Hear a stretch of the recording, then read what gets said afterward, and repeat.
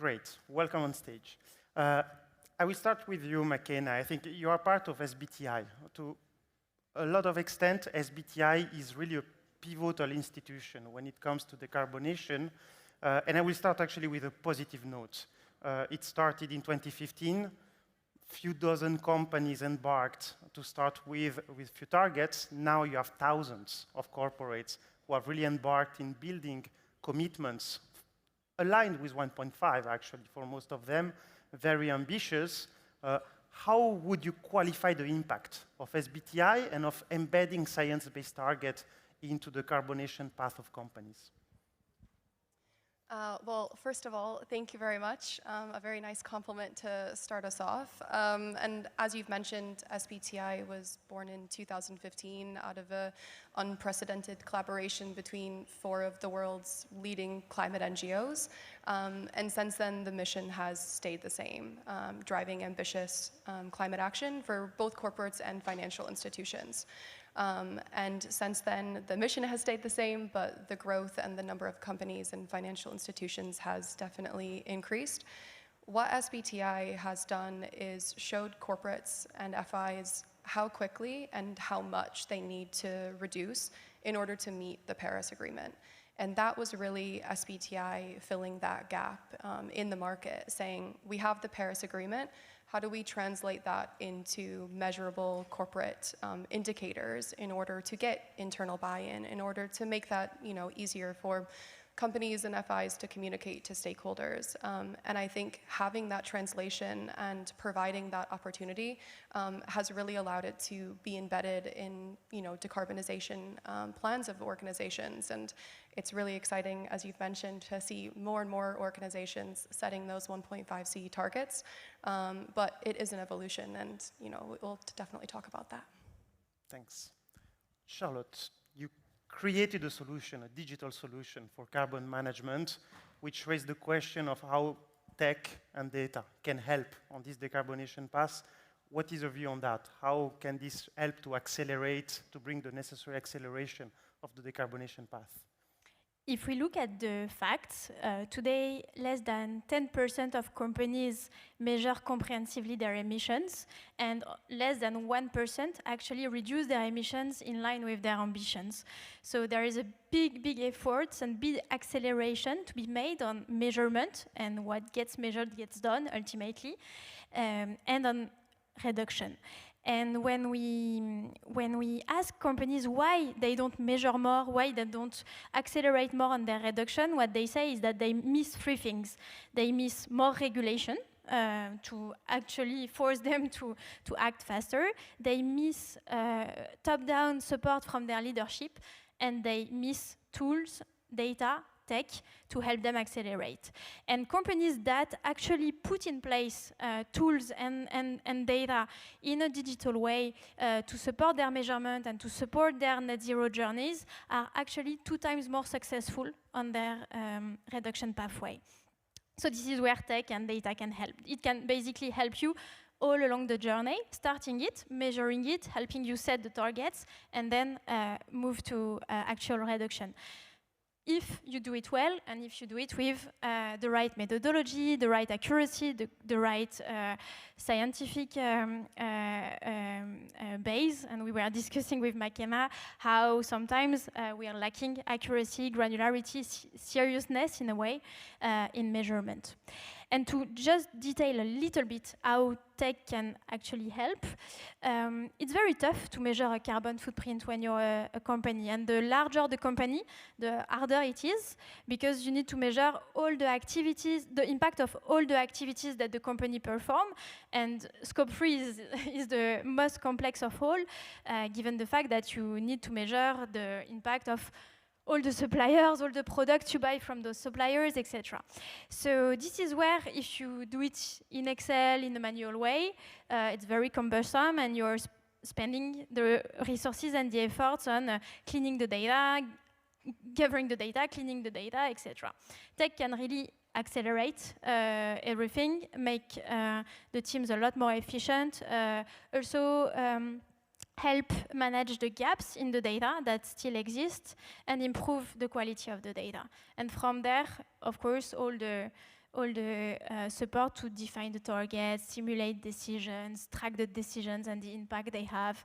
That can be just much easier, much faster with tech than without. And we are at a moment where companies are more and more realizing that without tech, without data, it's just harder, more expensive, and less successful. Thank you, Charlotte. Maybe let me start with some of the challenges we hear from companies on the difficulties they have on decarbonation. First question is for you, McKenna. We often find companies who say, yes, there are methodologies to build a carbon footprint, to evaluate decarbonation trajectories, but methodologies are not always clear, are often evolving, and sometimes it's perceived as a hurdle, or at least something that then put them maybe more in a wait-and-see situation. What would you answer to that? Because then it's at the opposite of the urgency we should all feel on acting on carbon. Yeah, and it's a fantastic question. And I think just to start building off what Charlotte said, we see when organizations are able to set credible targets based in science, they're reducing scope 1 and 2 emissions 12% year on year. And as Charlotte already mentioned, that's almost double really what's needed. And so when you're looking, at their peers, actually this is a way for them to show that they are making, movements on the statements that they're saying. And to your point around this constant evolution, there's a saying that I like, and we say this to companies sometimes when they're in the validation process, is perfection cannot be the enemy of progress, right? And if we're waiting to have absolutely perfect data and the perfect solutions and a very clear line of how everything is going to fall into place, it's not an ambitious climate target then, right? That's just strategy. And that should be part of normal business practice. And I think this is something that is still new for a lot of organizations to put themselves out there in something that is maybe a little bit uncertain. Climate science is constantly evolving, and the SBTi is trying to update guidance as quickly as possible while still making actions that are feasible for businesses to take. And the one certainty, right, is once you're setting a target, companies have 5 years to show those ambitious actions that they're saying are contributing to their overall ambition, and then they come back after that 5-year period. Obviously, in between then, there might be changes to guidance or updates for the latest climate science or new sector pathways. Like this year, we've launched the forestry, land, and agriculture pathway, which was very exciting for land-based emissions to be quantified for the first time.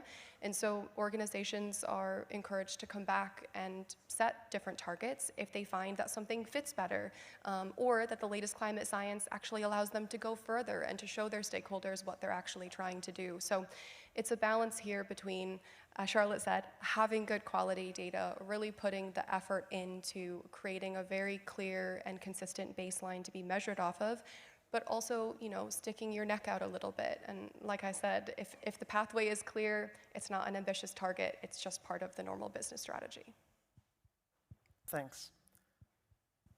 Let me move to another challenge we often heard, which is often, I think nowadays corporates start to understand what their carbon footprint is, what are the levers they could act upon, and I think most of the, at least large corporates we know, probably can list dozens of abatement levers to remove carbon from their footprint, and yet the trajectory is still slow.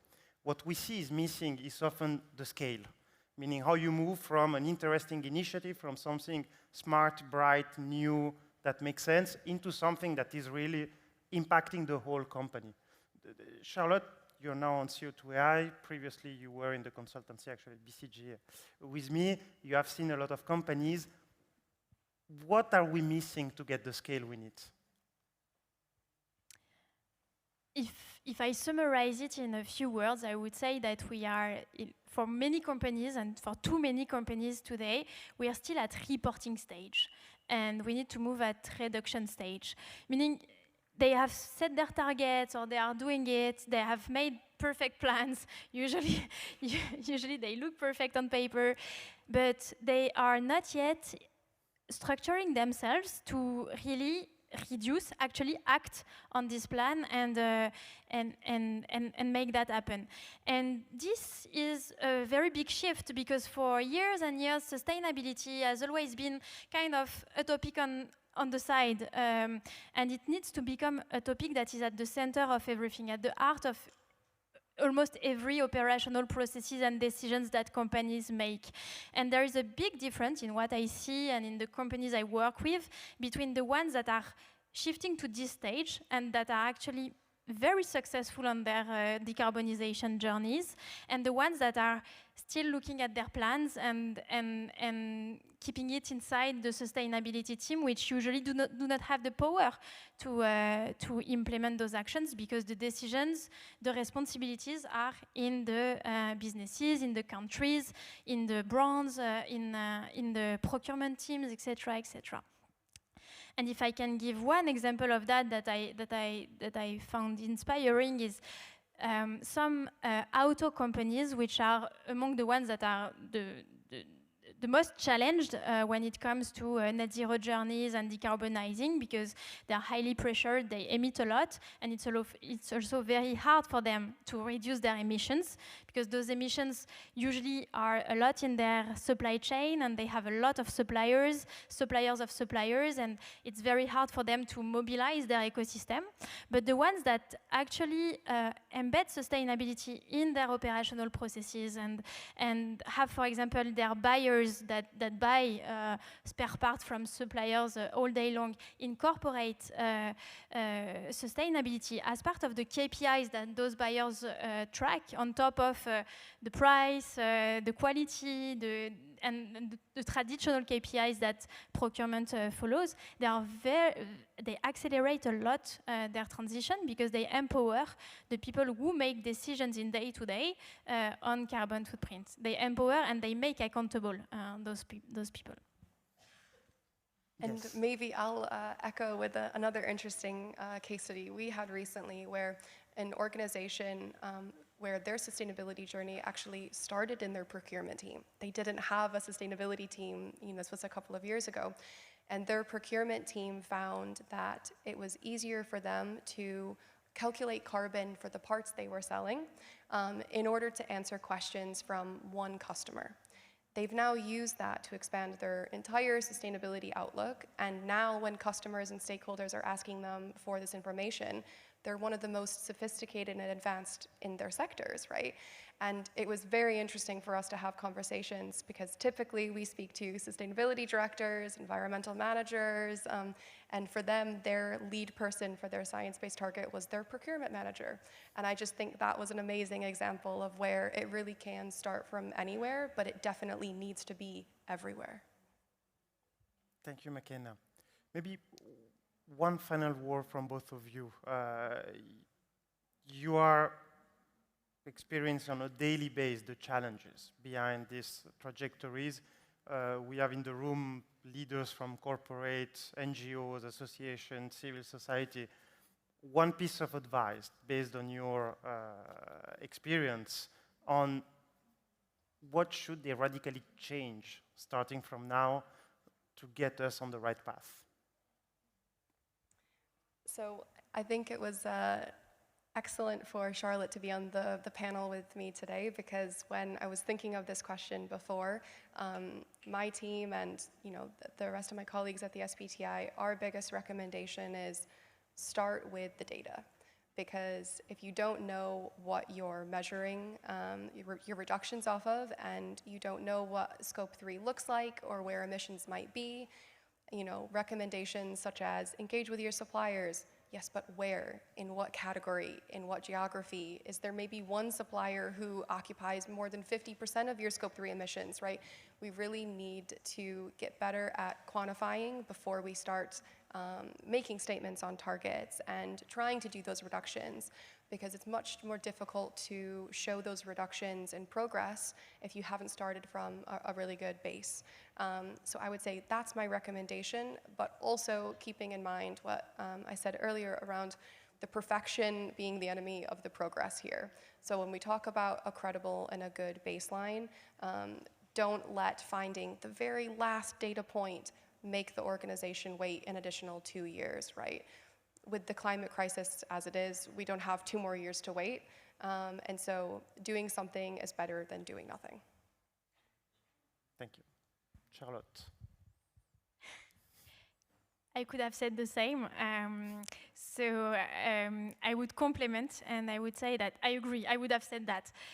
But the second piece of advice is I think it needs to really become a company-wide topic, not just the issue of the sustainability team. So if you are in a sustainability team, I think it's worth pushing for making it really a company topic and not just a small team effort that will be very hard actually to succeed. So it's a business issue and it should be embedded in the business. If you allow me, I would like to also say something you shared out of stage and not here, but I think it struck me, which is at some point, one step change for the corporates could also be the money they put into really investing into the decarbonation. As you said, sustainability sometimes is a bit for free, a bit as something everybody should do, but then quality has a cost, data has a cost, investing in solution as well.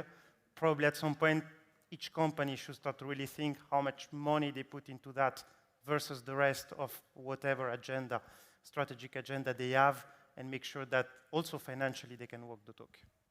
And I think maybe just to add, greenhouse gas emission data is as valuable and potentially more valuable in the coming years than financial data, right? And so the amount of money and investment and infrastructure and setup that organizations have for their financials should be replicated for greenhouse gas emission data, because really that's what we need to be focusing on very urgently before 2030, and the best way to do that is to be able to actually understand what data your organization has and also might need from suppliers or customers and stakeholders. Thank you very much. Thank you. Thanks, everyone.